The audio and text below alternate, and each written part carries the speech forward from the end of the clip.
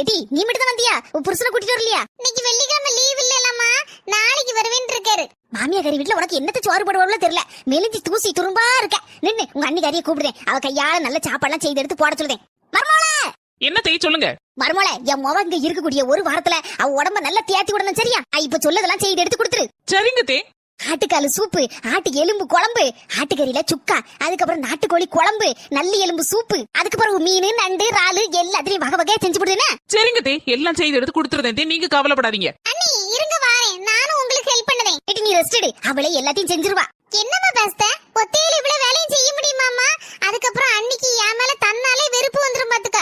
ஏம்மா இப்படிதாம்மா நிறைய வீட்டுல புரிஞ்சுக்கிடாம நடக்கு. அவ்வளவு வேலையை ஒரே ஆள் தலையில கட்டினா கஷ்டம் தானம்மா.